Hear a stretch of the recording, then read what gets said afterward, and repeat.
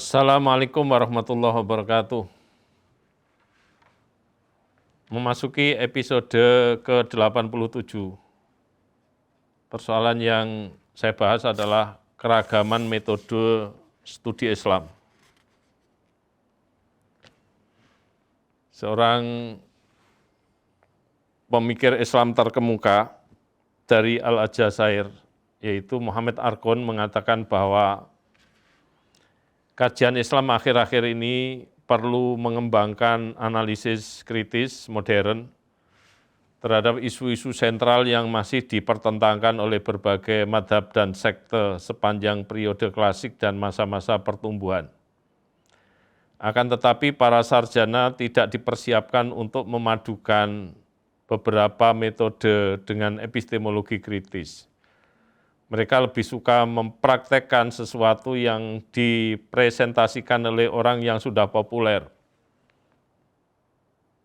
Ini mengandung satu pesan bahwa sebagaimana yang menjadi kecenderungan Argon dikenal sebagai kritikus epistemologi Islam yang sangat tajam.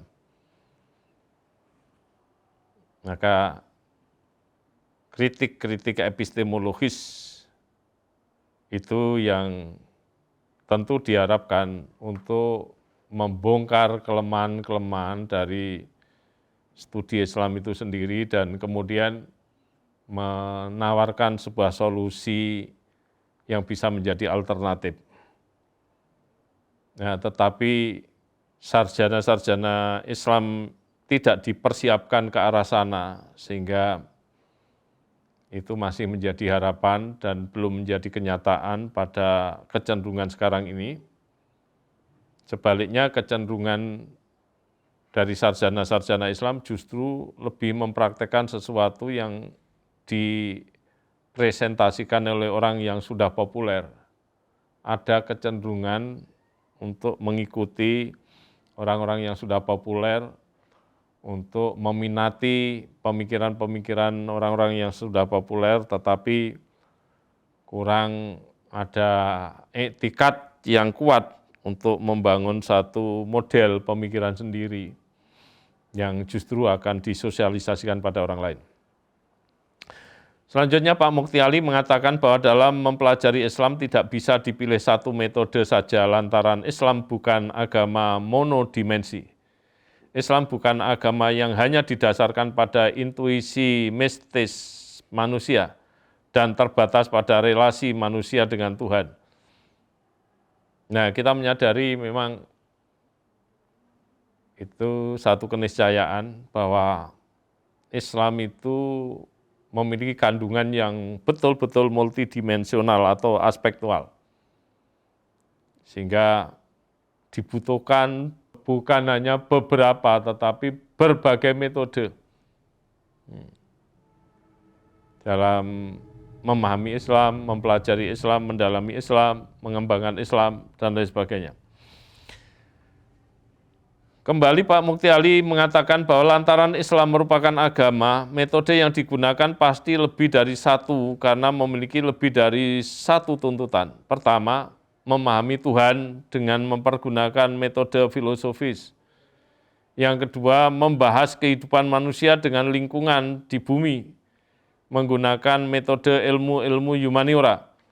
Dan yang ketiga, mempelajari manusia sebagai umat yang bersosialisasi sebagai masyarakat berikut peradabannya menggunakan metode historis, sosiologis, dan metode doktriner. Bahkan sesungguhnya metode yang diharapkan lebih dari sekedar yang disampaikan oleh Pak Mukti Ali itu. Semakin banyak metode yang digunakan, setidaknya menambah pengayaan bagi studi Islam. Karena setiap ada metode baru, itu akan menambahkan satu khajanah baru juga terkait dengan studi Islam. Selanjutnya Fatih Hasan Malkawi menyatakan bahwa Islam menganut semua aliran metodologi. Ketika seorang cendekiawan Muslim sedang membahas suatu topik, dia akan menggunakan metode yang dibutuhkan, yang dalam banyak kasus dia juga akan menggabungkan lebih dari satu metode. Semakin banyak metode yang digabungkan, sesungguhnya semakin memberikan corak warna nuansa lain yang bersifat pengayaan. Kemudian Nevada mengilustrasikan serangkaian masalah dalam pengajaran etnografi yang juga menunjukkan sifat studi agama yang polimetodik dan transdisipliner.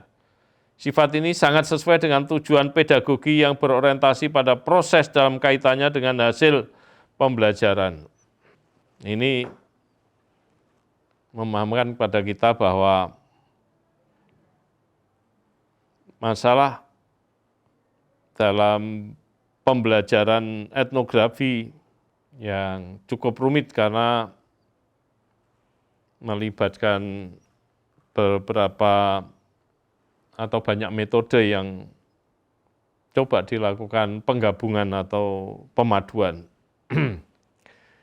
Kemudian yang berikutnya adalah Pak Jumardi Azra menyatakan bahwa setidaknya pada periode 1970-an dan 1980-an, arah kajian pemikiran Islam di Indonesia menunjukkan kecenderungan baru.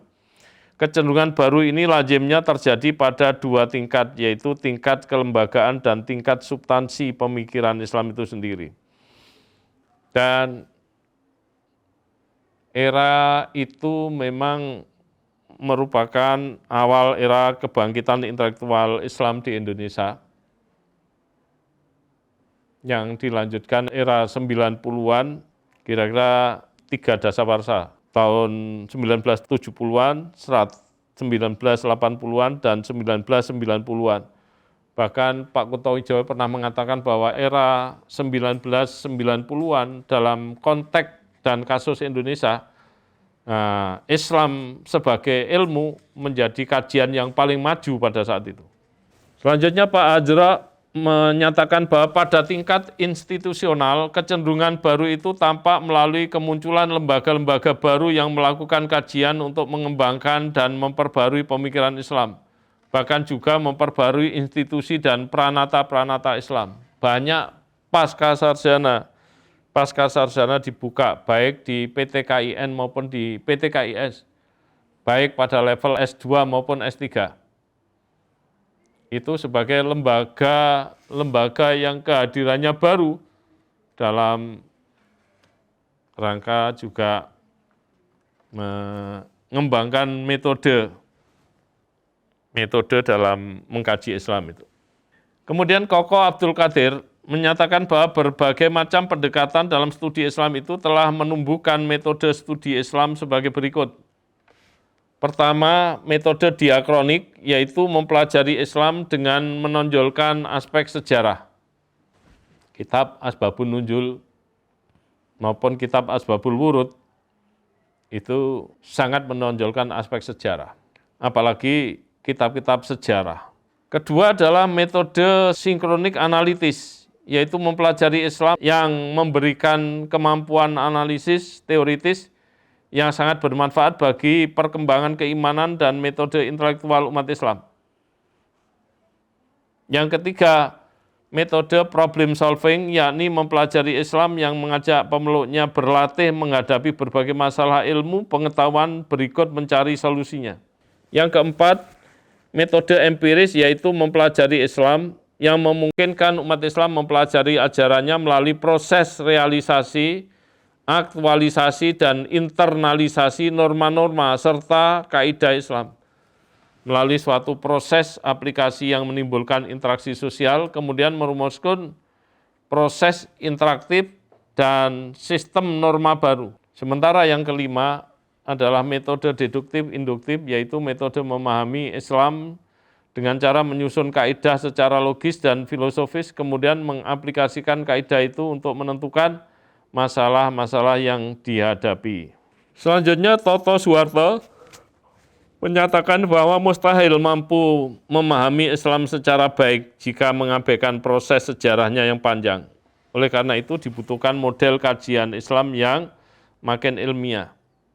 Metodologi Ibnu Khaldun merupakan model yang bisa dicontoh, sehingga metodologinya dinilai sebagai sangat baik dalam yang digunakan mengkaji Islam. Toto Soeharto mengatakan bahwa berbeda dengan pendekatan ilmiah empiris induktif atau logika deduktif yang kurang memperhatikan konteks hermeneutika, menawarkan model alternatif pemahaman yang disebut metode abduktif, yaitu mendekati teks melalui sekian asumsi dan probabilitas sehingga terdapat sekian wajah kebenaran. Karena dalam ilmu pengetahuan, kebenaran bukan hanya satu. Bab ada cukup benar, benar sekali, amat benar sekali,